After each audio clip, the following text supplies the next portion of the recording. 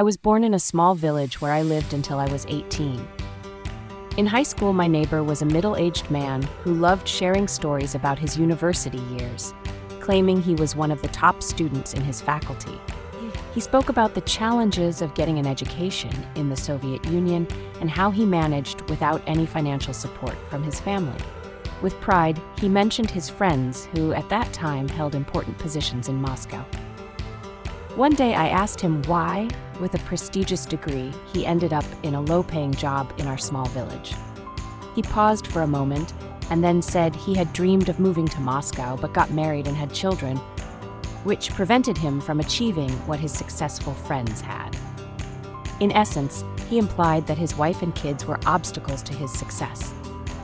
Back then, I thought he had truly sacrificed his career for his family.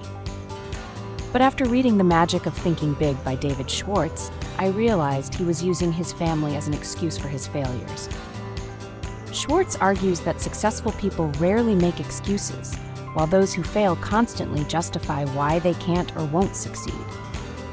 If you keep complaining, your friends might sympathize for a while, but constant whining will likely cost you their respect. Positive or negative thinking is reinforced through repetition. If you excuse a failure once, your mind won't bother looking for alternative solutions next time. One of the most common excuses is believing you're not smart or educated enough. This mindset is widespread to varying degrees.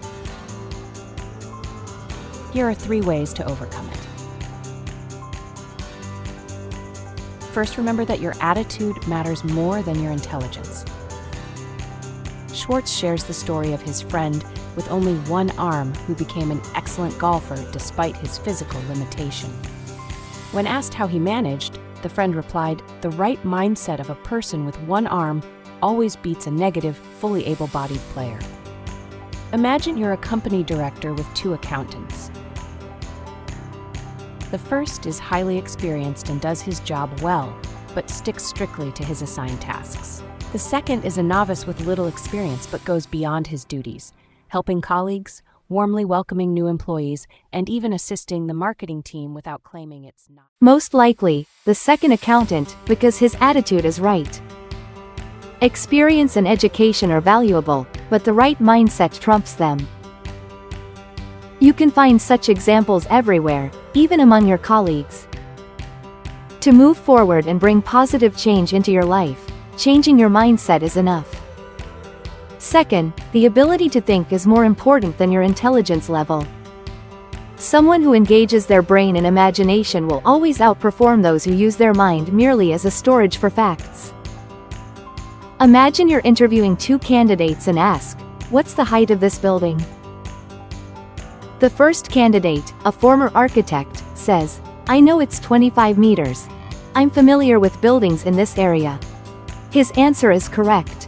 The second candidate admits he doesn't know but asks for a moment, steps outside, measures his shadow, compares it to the building's shadow, and calculates the height as 23 meters. Who would you hire? I'd choose the second candidate because he knows how to think. His answer wasn't perfectly accurate, but he demonstrated creative problem solving. In real life, problems often lack clear conditions, requiring unconventional thinking. We're so used to being given options that even when a friend asks where to eat, we expect them to list choices instead of coming up with our own ideas. The ability to think outweighs the ability to memorize facts. Even if you don't ace an exam, a unique way of thinking sets you apart. Third, don't underestimate your intelligence by comparing yourself to others or overestimate others' abilities. Another common excuse is age. People often claim they're too young or too old to achieve their dreams. Suppose you're 40 and want to start a business but think it's too late. Let's break it down. When do we start working productively? Around 20. When does productive life end? Let's say 70. That gives us 50 years of active life. If you're 40, you've used 20 years, leaving 30 more. You haven't even reached half your productive years, yet you think you're too old? Trust the math. Part 2. How to think big. Most people can't even imagine $1 million in their account. Thinking big isn't a magic fix, but it's the first step. You'll still need to work hard, face setbacks, learn, and act smartly. At university, some classmates dreamed of getting a degree and working for a big company, while others wanted to start their own businesses. Years later, both groups are pursuing their goals. But if your dream is limited to a diploma and a corporate job, you're setting the bar too low, like going to the gym just to master 20 push-ups. Success isn't measured by degrees or experience, but by the ability to think big. The greatest human weakness is self-doubt. If your friend Andrew aims to earn $1 million and you think it's a waste of time, would he choose you as a business partner? If you believe you're unworthy of someone's attention, why would they think otherwise?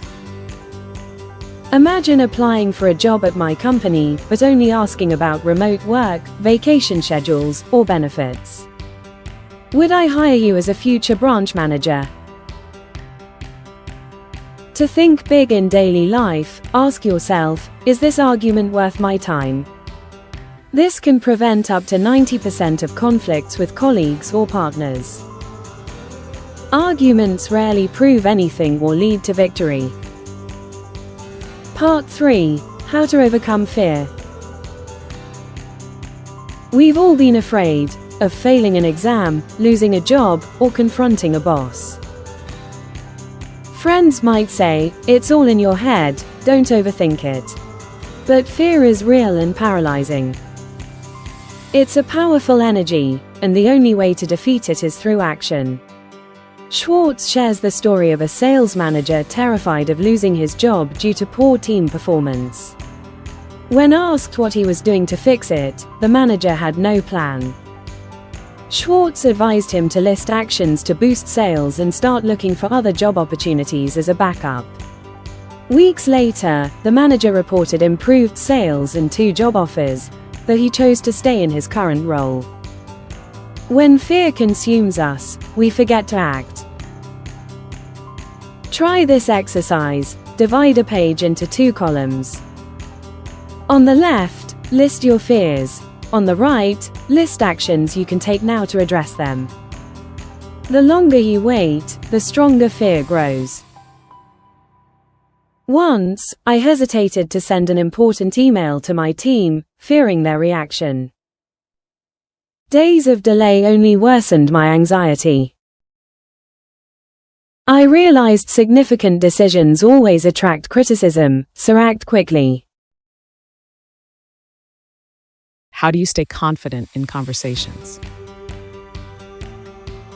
My friend once shared how he was intimidated by a respected senior manager at work. One day, he filled in as a boxing coach and the manager joined the session.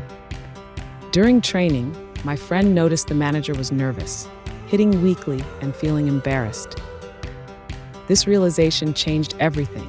He saw that everyone, regardless of status, feels the same fears. After that, he communicated with the manager easily and they became friends. Next time you're intimidated, picture that person in an unfamiliar setting, like trying your favorite sport for the first time. It helps you see them as human, with no reason to fear. Thank you for your attention. Change your mindset, act despite fear, and believe in your potential to move forward.